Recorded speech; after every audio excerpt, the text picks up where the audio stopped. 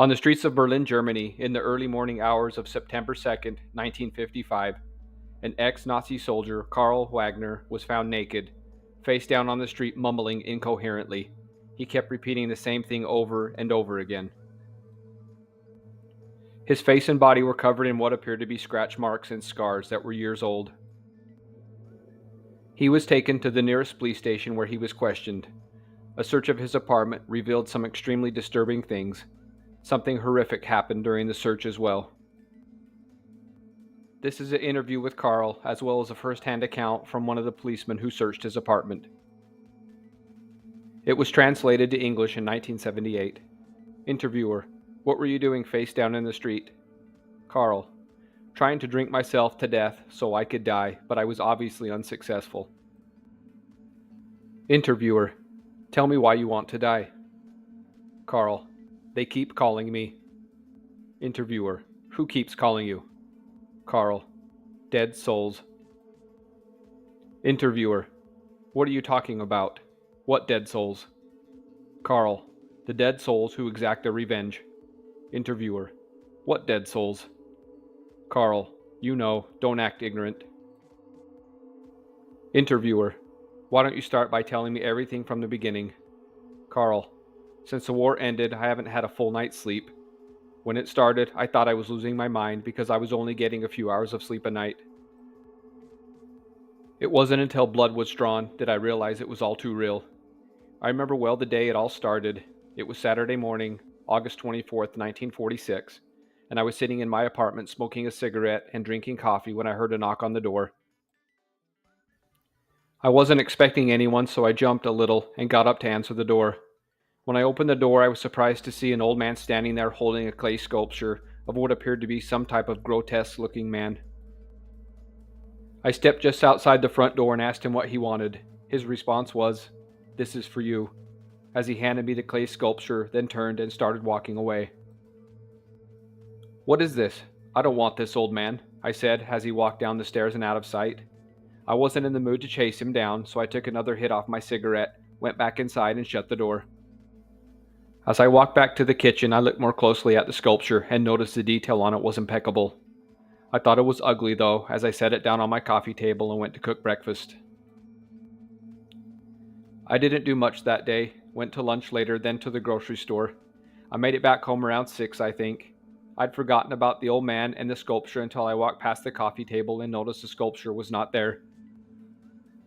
I shook my head thinking I must have moved it and forgotten. I stopped and thought hard but couldn't remember moving it before I'd left the house.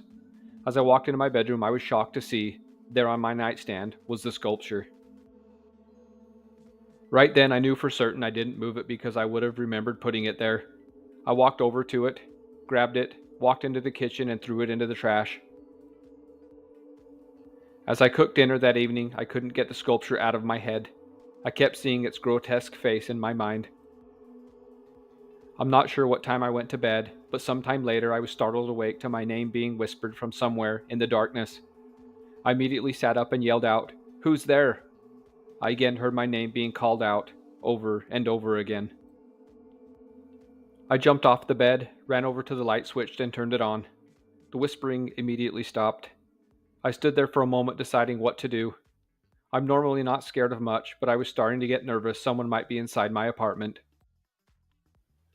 I knew I needed to do a check, so I started walking from room to room, turning on the lights as I did. The kitchen was the last place to check. I reached around the corner, fumbling to find the light switch, but before turning it on, I took a deep breath. As I flicked on the light and walked into the kitchen, I stumbled backwards and nearly fell over. There, sitting on the table, was a clay sculpture. As I stood there against the wall staring at it, I couldn't believe it. It looked different, like its arms or legs were now in a different position. I wasn't sure though, as its hideous face was what I paid most attention to. The terrifying thought going through my mind was, how the hell did it get out of the trash and onto the table? Again, I thought someone must have entered my apartment, but I'd checked every room and there was no one. I hadn't checked the front door yet, so I quickly walked over to it to see if it was locked, and it was. I then walked back to the kitchen, grabbed the sculpture, held it up and said, "What in God's name are you, you hideous looking piece of shit?"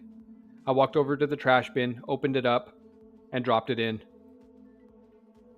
As I stood there looking down at it, I again heard my name being whispered from somewhere behind me and felt something sharp going up my spine.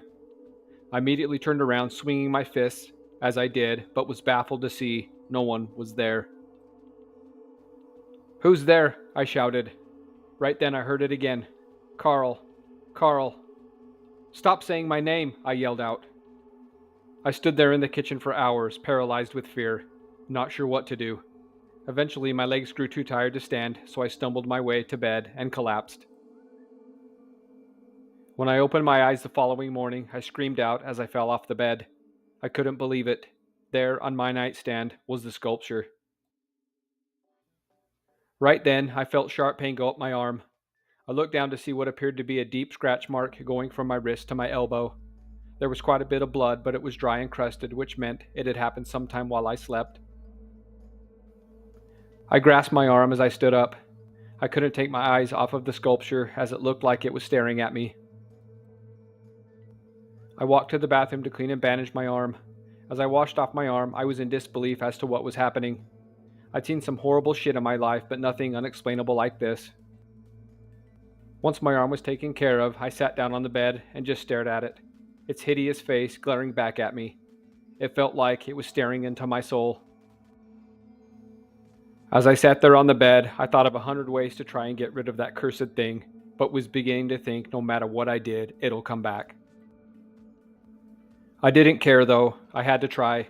After sitting there for a while, I grabbed it and decided to walk down the river and throw it in to see if I could rid myself of it. When I made it to the river, I took one last look at it and threw it in as hard as I could as I yelled, "Stay the hell away from me!" When I made it back to my apartment building, I stood outside not wanting to go inside for fear that damn thing would be there again. A few minutes later, I walked up the stairs to my door. I took a deep breath as I inserted the key and turned the lock.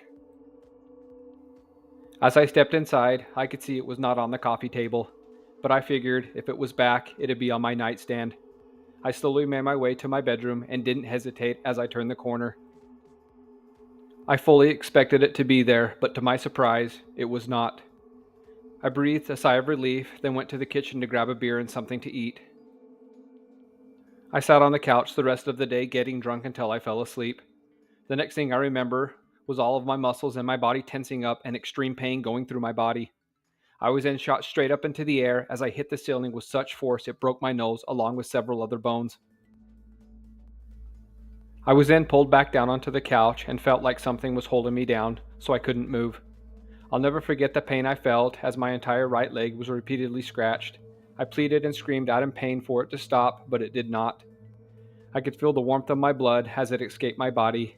I eventually passed out from the pain. When I opened my eyes the next morning, I felt like I wanted to die. As I slowly sat up on the couch, I could see there was quite a lot of blood. I could feel my nose was swollen and several of my fingers along with my left arm had been broken. I knew I needed to see a doctor, so I got up and went to my bedroom to get changed. As I entered the room, I fell back against the wall as I screamed out hysterically, "No!" There, on the nightstand, was the goddamn sculpture. "What do you want with me? Leave me the hell alone," I said as I cried out. The physical pain I was feeling was almost too much to bear, so I mustered up the strength, got changed, and went to the hospital that's just down the street from me. It's been like this for years.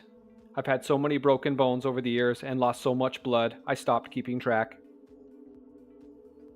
Every night, they call out to me, then pain is inflicted upon me. I've tried killing myself many times, but either I fail or I lack the courage to do so.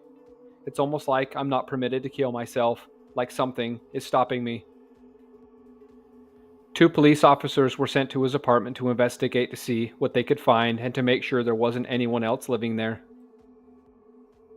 This is a first-hand account as told by police officer Peter Meyer. We were only given a brief overview of what happened to Mr. Wagner. Then were instructed to go search his apartment for anything suspicious and to make sure there was no one else inside that might be injured or in danger.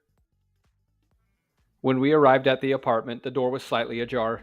As I put my hand up to open the door, it was like I could feel a presence through the crack of the door. I could also feel what felt like warm, humid air coming through the crack. I looked back at my partner Otto to see if he'd noticed what I had, and could tell by the look on his face he had not. He was looking at me like he was anxious to go inside and was wondering what I was waiting for. I slowly pushed the door open and stepped inside with Otto right behind me. I started scanning the immediate room when I noticed something odd about the couch. It looked white and red, but the red coloring didn't belong. I walked over to it and could see it had mostly been white once, but now it was stained red with blood. The smell of blood in the air was thick as well. It was almost intoxicating, as weird as that sounds. Otto, can you believe this couch used to be white? It's been drenched with blood, I said. What? What the hell went on here, exactly? He responded. Not sure. Nothing good, I replied. As I stood there staring at the couch, Otto continued walking through the living room towards the other rooms. I figured I'd search the rest of the living room, then make my way to the kitchen. I'd walked over to a closet and started going through it when suddenly I heard Otto shriek out in horror. What the? His sentence was cut off. I immediately froze in place. Otto, are you all right? I yelled. Seconds went by with no response. He then screamed again. Peter, help me. I'm coming, Otto, I said as I took off running. The first room I came to was the bedroom, and as I entered the room, I'll never forget the image of what I saw out of my head. There on the ceiling, with his arms and legs spread, was Otto. He was shirtless, and he'd been cut open from his groin to his sternum. His entrails were hanging down, with some of them laying on the bed. Out of the corner of my eye, on the ground just under the bed, I saw some slight movement. I crouched down to get a better look and nearly lost my balance as I shouted out, Holy Mother Mary of God. There stood the scariest looking sculpture of a man I'd ever seen. It was about 6 to 8 inches high, and I swear on my mother's grave I saw it move. My thoughts immediately turned back to Otto as I looked up at him, also realizing in that second there was nothing I could do for him. The look of terror on his face is something that will haunt my dreams forever. I quickly turned and ran out of the apartment as fast as I could. Everything was happening so fast, I didn't have time to even think. I hopped in the car and drove here as fast as I could. I know you'll think I'm crazy, but I don't care. That's everything I saw. 5 more policemen were quickly sent to the apartment. They arrived at the same horrible sight Peter had witnessed. Otto was still on the ceiling with his insides coming out. It took 3 men to pull him down off of the ceiling. They were in disbelief as they couldn't figure out what was holding him up on the ceiling. A thorough search of the apartment was made and no clay sculpture was ever found.